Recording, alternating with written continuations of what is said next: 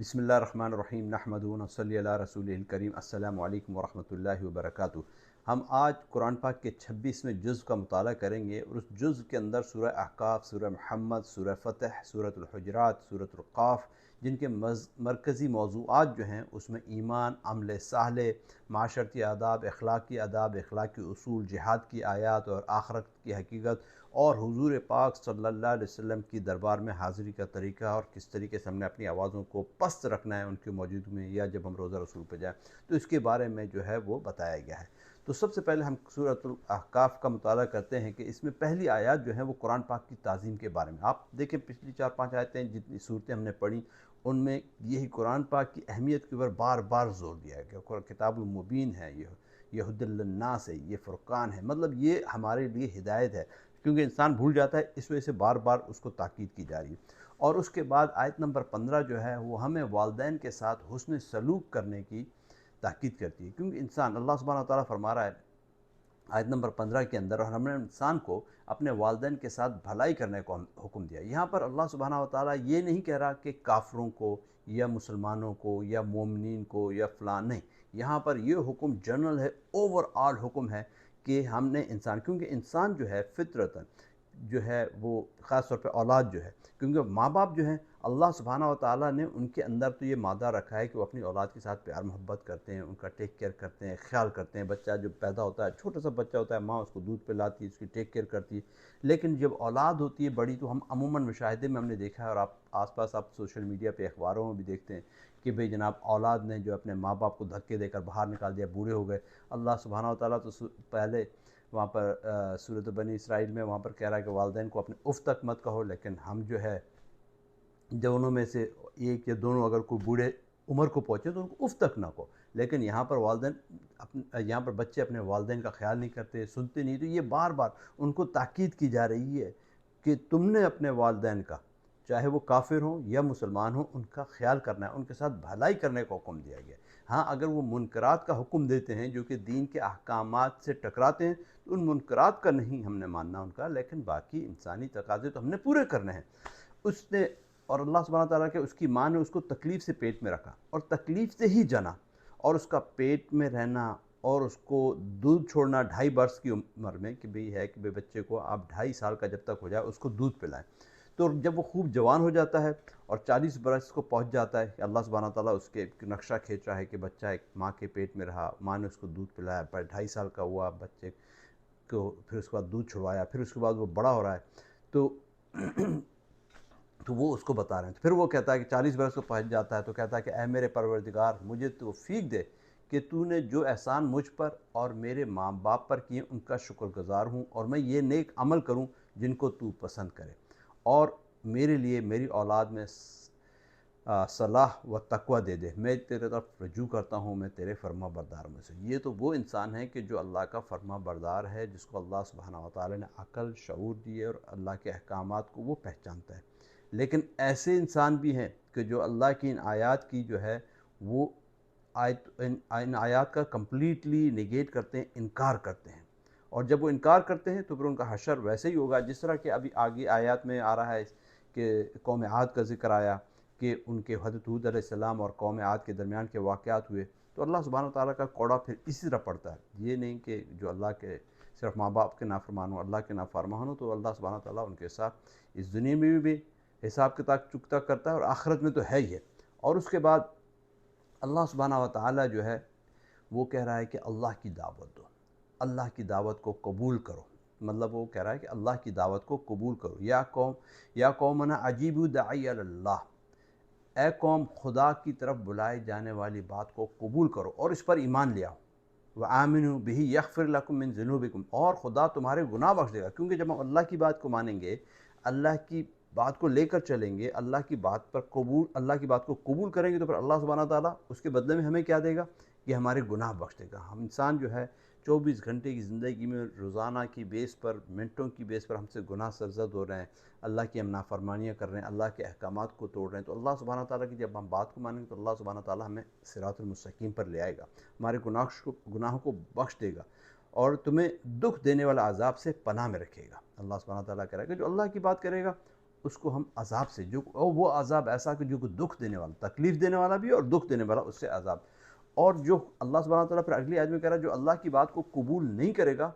تو وہ خود زمین میں خدا کو عاجز نہیں کر سکے گا، اور اس کے سوا اس کے حمایتی ہوں گے. یہ لوگ جو ہے جو اس جیسے لوگ ہیں وہ تو سراسر گمراہی کے اندر ہیں. تو میرے بھائی اللہ کی بات کو، دین کو مان کر چلیں، اللہ کی مان کر چلیں، نبی کریم صلی اللہ علیہ وسلم کے طریقوں پر چلیں گے تو کامیابی ہوگی. اس کے بعد سورہ محمد شروع ہو رہی ہے کہ جس میں جہاد کی اہمیت کے بارے میں بات کیجیے. آیت نمبر 4 جو ہے وہ جہاد کی اہمیت کے بارے میں کہ جہاد کرنا ہے اور اسی میں ہمارے لیے کامیابی ہے. اور اس کے اندر پھر جہاد میں جو آپ کے پاس لوگ آتے ہیں ان کے ساتھ کیسا برتاؤ کرنا چاہیے، ان کے ساتھ اچھا برتاؤ کریں، ان کو مطلب بھلائی کا حکم دے رہا اللہ سبحانہ تعالیٰ. اور پھر آیت نمبر 7 میں اللہ سبحانہ تعالیٰ کی مدد اور کامیابی کا ذکر ہے. اللہ کی مدد اور کامیابی کا وعدہ مومنین کے ساتھ ہے. یا ایھا الذین آمنوا ان تنصروا اللہ ینصرکم وثبت اقدامکم. اے ایمان والو، اگر تم خدا کی مدد کرو گے تو وہ بھی تمہاری مدد کرے گا اور تم کو ثابت قدم رکھے. اب خدا کی مدد یہ نہیں ہے کہ جناب ہم اللہ کے ساتھ کسی کام کو کرنے لگ جائیں، نہیں. خدا کی مدد یہ ہے کہ اللہ سبحانہ تعالیٰ کے بندوں پر مہربانی کرنا. خدا کی مدد یہ ہے کہ امر بالمعروف و نہی عن المنکر کرنا. خدا کی مدد یہ ہے کہ اللہ کے احکامات کو بجا لانا. خدا کی مدد یہ ہے کہ ہمارے جو نبی آخری صلی اللہ علیہ وسلم ہیں ان پر ایمان لانا. خدا کی مدد یہ ہے آمنت باللہ وملائکتہ وکتبہ ورسلہ والیوم الآخر والقدر خیرہ وشرہ من اللہ تعالی والبعث بعد الموت. ان چیزوں پر ایمان لانا اور ان چیزوں کو اپنی زندگی میں لانا، نیک اعمال کو، تو یہ ہے خدا کی مدد. اور اگر اس کی ہم مدد کریں گے تو پھر ہم کامیاب ہیں. اور کئی لوگ تو ایسے ہیں کہ ہاں ظاہر طور پر مسلمان لیکن اندر سے منافق ہیں، تو ان کے لیے بھی ذکر آ گیا کہ منافقوں کو کلام کیا افلا یتدبرون القرآن ام علی قلوبہم اقفالها. تو اللہ سبحانہ تعالیٰ کہہ رہا ہے افلا یتدبرون، بھلا یہ لوگ قرآن میں غور نہیں کرتے ہیں. ام علی قلوبہم اقفالها، اقفال مطلب قفل سے نکلا ہے کہ مطلب تالا، جس کو ہم کہتے ہیں اردو میں بھی کہتے ہیں قفل، پنجابی میں بھی کہتے ہیں قفل، کہ یہ ان کے دلوں پر قفل لگ رہے ہیں. تو جو تالے لگ رہے ہیں، جو منافقین ہیں، تو ان کے جو ہے یہ اللہ کی بات پہ غور فکر نہیں کرتے. مطلب ظاہری طور پر تو مسلمان اپنے آپ کو کہتے ہیں لیکن دل میں ان کے نفاق چھپا ہوا ہے. تو اس کے لیے اللہ سبحانہ و تعالیٰ کہہ رہا ہے کہ ان کے لیے بڑا عذاب ہے. اگر ہم اس کے آگے والی آیتیں اور پیچھے والی آیتوں کو پڑھیں تو منافقین کے لیے بہت خطرناک عذاب. منافقین کو تو جہنم کے سب سے نچلے ترین درجے میں رکھا جائے گا. اس کے بعد سورۃ الفتح شروع ہو رہی ہے. سورۃ الفتح کے اندر فتح مکہ کی بشارت دی گئی. آیت نمبر پہلی جو ہے انا فتحنا لک فتحا مبینا، کہ اے محمد ہم نے تم کو فتح دی، اور فتح بھی بالکل کلیئر وکٹری. ایسی فتح مکہ جب ہوئی، نہ خون بہا کچھ، نہ قتل کیا، اور اللہ سبحانہ تعالیٰ نے فتح جا کر کے قدم میں ڈال دی. اور اس پر اللہ سبحانہ تعالیٰ اگلی آیت میں کہہ رہا ہے کہ خدا نے تمہارے اگلے پچھلے تمام گناہ معاف کر دی اور تم پر اپنی نعمت پوری کر دی اور تمہیں سیدھے رستے پر چلائے گا اللہ سبحانہ تعالیٰ. اس کے بعد ہے کہ خدا تمہاری زبردست مدد کرے گا. جو اللہ سبحانہ تعالیٰ کی مدد کرتا ہے، یہ جو اللہ سبحانہ تعالیٰ کے کام کا بیڑا اٹھاتا ہے، مطلب ہدایت پھیلانا، مطلب ایمان لوگوں تک پہنچانا. ہدایت اللہ کی طرف سے آتی ہے لیکن ہم نے ہدایت کی بات کرنی ہے تو اللہ سبحانہ و تعالیٰ ان کی بہت مدد کرے گا. اور اس کے بعد مومنین کی وفاداری اور ان کے عہد کی تصدیق کی بات آیت نمبر 18 کے اندر کرتا ہے. اور اس آیت کا اشارہ بیت رضوان کی طرف ہے کہ جب صلح حدیبیہ، جب حضور پاک صلی اللہ علیہ وسلم اور صحابہ کرام وہاں پر گئے عمرے کے لیے، تو حضرت عثمان رضی اللہ عنہ کو پہلے حالات کی آگاہی کے لیے بھیجا، تو انہوں نے حضرت عثمان کو روک لیا. تو یہاں پر صحابہ کرام اور آپ صلی اللہ علیہ وسلم میں افواہ پھیل گئی اور کہ بھئی حضرت عثمان کو قتل کر دیا گیا. تو وہاں پر بیعت کی آپ صلی اللہ علیہ وسلم نے کہ بھی ہم عثمان کے قاتلین کا بدلہ لیں گے. اور اللہ سبحانہ تعالیٰ کہہ رہا ہے کہ اے محمد، اے میرے پیغمبر، لقد رضی اللہ عن المؤمنین، کہ مطلب یہاں پر کہ اللہ تم سے، جب تم مومنین سے درخت کے نیچے بیعت لے رہے تھے تو اللہ تم سے خوش ہوا، اور جو صدق اور جو خلوص ان کے دلوں میں تھا وہ اس نے معلوم کر دیا. مطلب دلوں کا حال تو اللہ کو پتہ ہے، تو اللہ کو سب معلوم چل گیا. تو اور ان پر تسلی نازل فرمائی اور کہا کہ تمہیں جلد فتح عنایت فرمائی. تو یہ اللہ کی رضا ہے. اور اس کے بعد اللہ سبحانہ وتعالیٰ جو آیت جو ختم ہو رہی ہے، یہ سورت جو ہے 29ویں آیت، اور یہ لمبی آیت ہے. محمد رسول اللہ والذین معہ اشداء علی الکفار، کہ مطلب یہ آیت یہاں سے شروع ہے. محمد صلی اللہ علیہ وسلم، اللہ سبحانہ وتعالیٰ بتا رہا ہے کہ اللہ کے نبی ہیں، اللہ کے پیغمبر ہیں، اور جو لوگ ان کے ساتھ ہیں وہ کافروں کے حق میں سخت ہیں اور آپس میں رحم دل تو ان کو دیکھتا ہے۔ تو یہاں پر سب چیزیں جو ہیں مومنین کی جو ہے وہ کوالٹیز بھی بیان کی گئی۔ مومنین کو کہا کہ جو ان کی پیشانیوں پر سجدے کے نشان ہیں، پہلی امتیں بھی جو ہے اپنے اللہ کی فرما برداری کرتی تھیں، تو اللہ سبحانہ وتعالیٰ ان کی اوصاف بیان کیے گئے اس صورت کے اندر۔ اس کے بعد اگلی صورت سورۃ الحجرات شروع ہو جاتی ہے، اور یہ بہت پیاری صورت ہے۔ سورۃ الحجرات کو جو ہے میں تو یہ کہوں گا کہ ہمارے پاس یہ وقت نہیں ہے، ورنہ اس کے لیے تو ایک پوری سیریز ہونی چاہیے، ایک ایک آیت کے اوپر ایک ایک لیکچر ہونا چاہیے۔ سورۃ الحجرات بہت، اس میں نبی سب سے پہلے جو شروع ہو رہا ہے وہ نبی کا ادب شروع ہو رہا ہے کہ ہوا کیا کہ ایک دفعہ حضرت ابو بکر صدیق اور حضرت عمر رضی اللہ عنہ کے درمیان حضور پاک صلی اللہ علیہ وسلم کی موجودگی میں تھوڑی سی جو ہے وہ اختلاف سا ہو گیا، تو ان کی آوازیں بلند ہو گئی، تو جس پر جو ہے یہ صورت نازل ہوئی، بسم اللہ الرحمن الرحیم۔ اور اس کے بعد جب یہ صورت نازل ہوئی تو اس کے بعد حضرت عمر رضی اللہ عنہ اتنا سلو بولتے تھے، اتنی دھیمی آواز میں بات کرتے تھے، لوگ کئی دفعہ کہتے تھے آپ اپنی بات کو تو دہرائیے، کہ ان کو خوف ہو گیا کہیں میرے اعمال ضائع نہ ہو جائیں۔ اس کے مطلب حضور پاک صلی اللہ علیہ وسلم خود حضرت عمر رضی اللہ عنہ سے کہتے عمر ذرا اونچا بولو تاکہ میں تمہاری آواز سن سکوں۔ تو آپ یہاں پر آیت شروع ہو رہی ہے، پہلی آیت جو ہے بسم اللہ الرحمن الرحیم، یا ایھا الذین آمنوا لا تقدموا بین یدی اللہ ورسولہ واتقوا اللہ ان اللہ سمیع علیم۔ مومنو، کسی جواب میں خدا اور اس کے رسول سے پہلے نہ بول اٹھا کرو، اور خدا سے ڈرتے رہو، بے شک خدا سننے والا ہے۔ یا ایھا الذین آمنوا لا ترفعوا اصواتکم، دوسری آیت جو ہے یا ایھا الذین آمنوا لا ترفعوا اصواتکم فوق صوت النبی ولا تجہروا له بالقول کجہر بعضکم لبعض ان تحبط اعمالکم وانتم لا تشعرون۔ اے اہل ایمان، اپنی آوازیں پیغمبر کی آواز سے اونچی نہ کرو، جس طرح آپس میں ایک دوسرے سے بولتے ہو، مطلب ہم ایک دوسرے سے بات کر رہے ہیں تو تیز آواز میں بات کر رہے ہیں، وہاں پر لدگی میں تو بے شک کریں، لیکن آپ صلی اللہ علیہ وسلم کی موجودگی میں اپنی آوازوں کو دھیما رکھو، ایسا نہ ہو کہ آپ کے اعمال ضائع ہو جائیں۔ ان الذین یغضون اصواتهم عند رسول اللہ اولئک الذین امتحن اللہ قلوبهم للتقوی لهم مغفرۃ واجر عظیم۔ جو لوگ پیغمبر خدا کے سامنے دبی آواز سے بولتے ہیں، خدا نے ان کے دل تقوی کے لیے آزما لیے، ان کے لیے بخشش اور اجر عظیم ہے۔ ان الذین ینادونک من وراء الحجرات اکثرهم لا یعقلون۔ جو بدو لوگ عموماً آتے تھے حجرے کے باہر سے زور سے آواز دیتے تھے، تو وہ کہتے تھے کہ ان میں سے اکثر بے عقل ہیں، کسی کو پتہ نہیں، لیکن جس کو پتہ ہے تو وہ اپنی آوازوں کو دھیمی رکھے۔ اسی وجہ سے ہم جب حضور پاک صلی اللہ علیہ وسلم کے روضہ مبارک پر جاتے ہیں، یہاں پر یہ آیتیں وہاں پر لکھی ہوئی ہیں، تو وہاں پر بھی کئی لوگ زور زور سے الصلاۃ والسلام علیک یا رسول اللہ، الصلاۃ والسلام علیک یا رسول اللہ، الصلاۃ والسلام، اس طرح بات کرتے ہیں۔ اللہ سبحانہ تعالیٰ ہمیں ہدایت دے۔ وہاں پر دھیمی آواز میں حضور پاک صلی اللہ علیہ وسلم کے سامنے، روضے کے سامنے مؤدب ہو کر کے،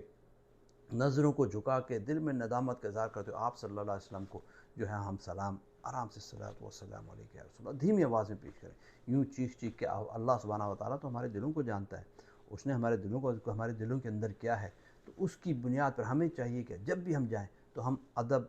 اور احترام کو ملحوظ خاطر رکھیں، وہاں پر دھینگا مچی بھاگم دوڑ نہ ہو، آرام سے چلتے ہوئے جائیں، نگاہوں کو نیچے پست رکھتے ہوئے جائیں، اور آپ صلی اللہ علیہ وسلم کے حضور جو ہے درود شریف پیش کریں انشاءاللہ۔ اللہم صلی علی سیدنا محمد وعلی سیدنا مولانا محمد وسلم۔ اور اس کے بعد جو ہے مومنین کے اندر، مومنین کے اخلاقی آداب اور مومنین کے اندر صلح کا ذکر ہے کہ انما المؤمنون اخوۃ فاصلحوا بین اخویکم واتقوا اللہ لعلکم ترحمون، کہ مومن تو آپس میں بھائی بھائی ہیں، مومن آپس میں بھائی بھائی۔ اور ایک اور حدیث بھی کہ مسلمان جو ہے ایک جسم واحد کی طرح ہے، کہ ایک حصے کو تکلیف ہوتی ہے تو پورے حصے کو تکلیف ہو رہی ہے۔ جیسے آج غزہ میں مسلمانوں کے اوپر ظلم و ستم اٹھایا جا رہا ہے، تو ہم پوری امت مسلمان جو ہے تڑپ رہی ہے، تو اسی طرح کہیں پر بھی ہو کوئی مسلمان، انسانیت پر بھی ظلم ہو رہا ہو تو ہمیں تکلیف ہونی چاہیے۔ تو یہاں پر وہ کہہ رہے ہیں کہ مسلمان آپس میں بھائی بھائی ہیں، اور دو بھائیوں میں اگر کوئی بات ہو جائے تو ان کے آپس میں صلح صفائی کرا دیا کرو، اور خدا سے ڈرتے رہو تاکہ خدا تم پر رحمت کرے۔ تو ہم جب بھی کوئی بات ہو تو اگر صلح صفائی کرنے کے لیے کچھ بات کرنی پڑ جائے، تھوڑی سی ایگزیجریشن بھی کرنی پڑ جائے ان کی صلح صفائی کرنے کے لیے، کہ بھائی فلانا تمہارے بارے میں تو بڑے اچھے کلمات کہہ رہا تھا، اس کو آ کر کہنا کہ یار تمہارے بارے میں وہ بڑے اچھے کلمات کہہ رہا تھا، صلح صفائی کرنے کے لیے، تو ایسا کر دیں، آپس میں صلح صفائی کروا دیں دو مسلمان بھائیوں کی۔ اور اس کے بعد والی آیت نمبر 11 جو ہے اس کے اندر ہے کہ مومن جو ہے، یہاں پر مومنین سے خطاب کر رہے ہیں بار بار اللہ سبحانہ تعالیٰ، اب یہاں پر مومنین کی بات آ رہی ہے، کسی قوم سے تمسخر نہ کرے، ایک دوسری قوم کا آپ مذاق نہ اڑائیں، جیسے کوئی مذاق یہودیوں کا یا عیسائیوں کا، مذہبی مذاق جو ہے، ویسے اختلاف اپنی جگہ پر، یہود سے، نصارہ سے، ہندوؤں سے، بدھسٹ سے، دوسرے مذہب والوں سے ہمارا اختلاف اپنی جگہ پر، وہ اختلاف ہمارا محکم ہے بالکل، کہ ہم جو ہے بالکل حق اور سچ پر ہے، لیکن ان کے ساتھ تمسخر نہ کریں، اور پھر وہ لوگ ان سے بہتر ہوں، نہ عورتیں عورتوں کا تمسخر کریں، نہ عورتیں عورتوں پر ایک دوسرے سے ہنسی مذاق ٹھٹھا کریں، ممکن ہے دوسری وہ اس سے بہتر ہو، اور اپنے مومن بھائی کو عیب نہ لگاؤ۔ یہاں پر پھر آ رہا ہے کہ اپنا جو مومن بھائی ہے اس کے اوپر کسی قسم کی تہمت نہ لگاؤ، اور نہ اس کا کوئی برا نام رکھو۔ ایک بندہ ہے، اس کو اب برا لگتا ہے، آپ جا کے اس کو نئے فیٹی، موٹے، گنجے، یہ مطلب اس کو وہ نام برا بھی لگ رہا ہے، اور آپ یہ اس کے نام ایسے رکھ رہے ہیں اور پھیلا رہے ہیں، تو ایسے نام رکھو۔ ایسے ایمان لانے کے بعد برا نام رکھنا، برے نام سے پکارنا، ایسی باتیں کرنا، تمسخر عنانا، اللہ سبحانہ وتعالیٰ کہہ رہا ہے کہ وہ گناہ ہے۔ یہاں پر قرآن پاک جب گناہ کہہ دے تو آپ سمجھ سکتے ہیں کتنا بڑا گناہ ہوگا، اور جو توبہ نہیں کریں گے ایسی حرکتیں کرنے کے بعد، تو پھر تو وہ تو بہت بڑے ظالم ہیں۔ اور اس کے بعد اگلی آیت جو ہے آیت نمبر 12، وہ بھی بہت اہم ہے، یا ایھا الذین آمنوا اجتنبوا کثیرا ما، یہاں پر اللہ سبحانہ وتعالیٰ کہہ رہے ہیں کہ بہت زیادہ جو لوگ گمان کرتے ہیں، اور کہ بھئی فلانا ایسے کر رہا ہوگا، ایسا ہو گیا ہوگا، یا اس کے بارے میں ٹوہ لگاتے ہیں، یا اس کے بارے میں تجسس رکھتے ہیں، تو اللہ سبحانہ وتعالیٰ کہہ رہا ہے کہ ایسا تجسس نہ کیا، ولا یغتب، اور کسی کی جو ہے غیبت بھی مت کیا کرو۔ اور تم میں سے کوئی ایسا پسند کرے گا کہ اپنے بھائی کا جو ہے ان یاکل لحم اخیہ میتا فکرہتموہ واتقوا اللہ ان اللہ تواب رحیم، کہ مطلب کوئی پسند کرے گا اپنے بھائی کا گوشت کھائے۔ مطلب آپ کسی کی جب غیبت کرتے ہیں، اپنے مسلمان بھائی کی، اس کی چغل خوری کرتے ہیں، تو اس کے بارے میں ایسی بات کرتے ہیں، تو آپ یہ سمجھیں کہ قرآن پاک کہہ رہا ہے کہ آپ اس کا مردہ بھائی کا گوشت کھا رہے ہیں، تو آپ ضرور اس بات سے نفرت کرو۔